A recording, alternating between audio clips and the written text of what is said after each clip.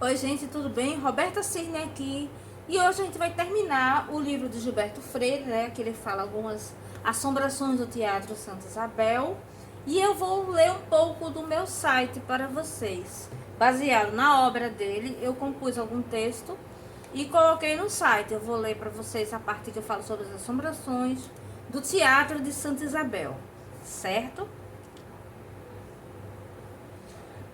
Esta série de textos vai contar um pouco da história do Teatro de Santa Isabel, em si sua relação com o Recife. Segure o chapéu, vai ser assustador.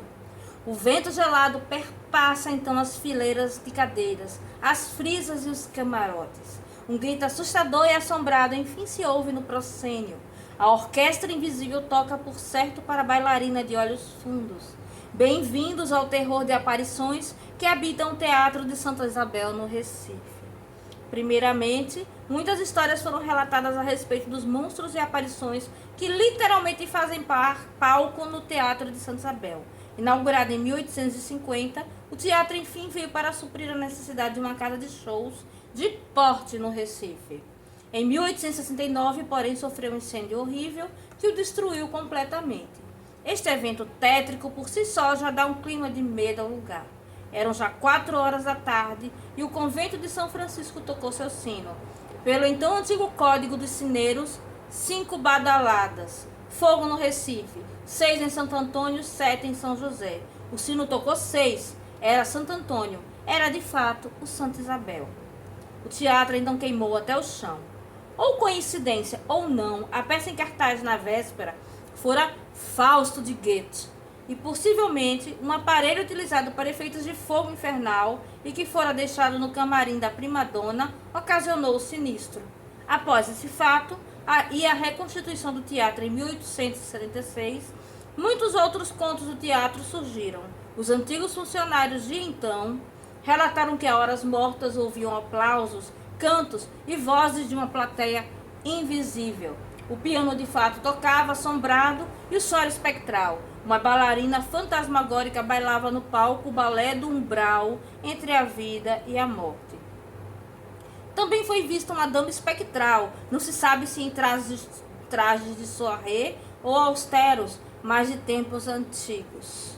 Mais uma figura do teatro assombrado, vindo talvez para assistir uma peça ou ópera do além-túmulo. Tantas, enfim, são as aparições relatadas pelos funcionários, histórias que crescem à medida que os anos passam. São, de fato, na maioria, casos relatados por funcionários do turno da noite, melhor horário para os fantasmas passearem pelo teatro sem serem incomodados pelos vivos. Um funcionário, por certo, estava fazendo a manutenção do teatro no período noturno, quando viu um homem subindo a escadaria. Ora, o teatro estava fechado para o público.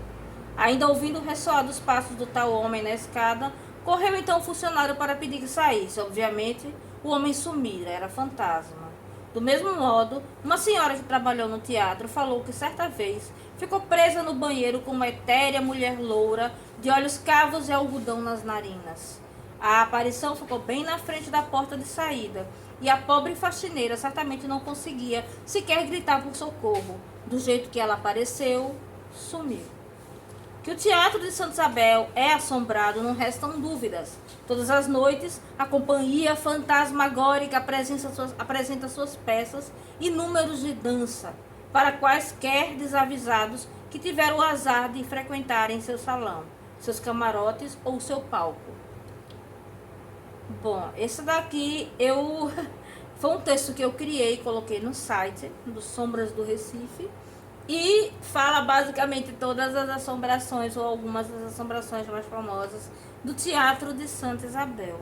O Teatro de Santa Isabel, ele é bem interessante, porque ele era um teatro que veio para substituir um teatro chamado Teatro Poeira, né? Ele era um teatro para pessoas que tinham dinheiro, e tinha uma área para estudantes também, uma área mais barata, onde os estudantes podiam assistir às peças de pé.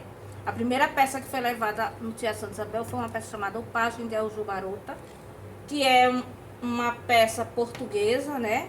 E o teatro era maravilhoso, sempre foi maravilhoso, sempre foi magnífico, e ele foi foi projetado a arquitetura dele pelo mesmo autor, mesmo arquiteto que projetou o cemitério de Santa Amaro, né? O Campo Santo de Santa Amaro, das Salinas, Louis Leger Vautier. Vautier, ele foi trazido ao Recife para poder criar várias obras de arquitetura. Na época, ele ficou um tempo, morou um tempo aqui no Recife, justamente. O Teatro Santa Isabel foi construído, né? Ele estava aqui ainda em 1850. Em 1853, 54, eu acho, ele fez a planta do Teatro de Santa Isabel, ou Teatro de Santa Isabel não, desculpa, fez a planta do cemitério de Santa Amaro. Por quê? Porque nós tivemos um surto de cólera aqui no Recife, e esse surto de cólera fez com que um terço da população morresse. E as pessoas tinham o hábito de enterrar as pessoas dentro de igrejas, e as igrejas não comportavam mais tantos cadáveres, assim, estavam estourando de tanta gente morta por conta da epidemia de cólera. Então, por isso que o Vautier, ele compôs o primeiro cemitério do Recife, que foi o cemitério de Santa Amaro das Salinas, e as pessoas tiraram os corpos que estavam nas igrejas e colocaram em Santa Amaro, que a princípio era um cemitério de 4 alas apenas. Ele tinha norte, sul, leste e oeste, e depois é que ele foi crescendo, à medida que a cidade foi crescendo, né? Necrópole e metrópole crescendo juntas. Bom, gente, com essa história assombrada, com o apoio de Gilberto Freire, né, da obra de Gilberto Freire, e com um pouco do meu site, trazendo as assombrações que ele não falou no livro e as que ele falou, a gente termina de ler Assombrações do Recife Velho. Que é como eu disse para vocês, é um livro para iniciar. Se você quer começar, você começa por Assombrações do Recife Velho. Essa minha versão, ela é uma versão mais nova. Eu já tive uma versão que ele tinha uma capa azul, né? E essa versão daqui, ela é, eu tô vendo aqui a bibliografia, né? Ela é a 5ª edição, né? Foi publicada pela Top Book Universidades Editora. E essa edição, deixa eu ver se eu acho o ano de edição dela, né? Essa edição é muito legal. Ela traz alguns prefácios das outras edições, né? Como é de praxe nos livros de Gilberto Freire, geralmente você encontra os antigos prefácios, né? Eu não tô achando o nome não tô achando aqui a data, não tem a data. As ilustrações dele são do Poti, né? Bico de Pena, são maravilhosas as ilustrações. O livro é todo ilustrado, tem ilustrações muito legais, tá vendo? Estilo meio terror mesmo, porque o livro é um livro sobre terror. Então, como eu disse a vocês, esse livro ele é para vocês começarem a entender um pouco do que é Recife. Vocês têm que partir para outras obras de Gilberto Freire. Porque, como eu digo sempre, a gente não pode se limitar a ficar falando e batendo na tecla de um mesmo livro. A gente tem que correr atrás de livros que nos orientem, de livros que ajudem a fazer uma coisa melhor. Porque se a gente fica só lendo um único livro a vida inteira e fazendo nosso trabalho sobre esse único livro, a gente se torna limitado, fica um trabalho pobre, fica um trabalho sem muita perspectiva.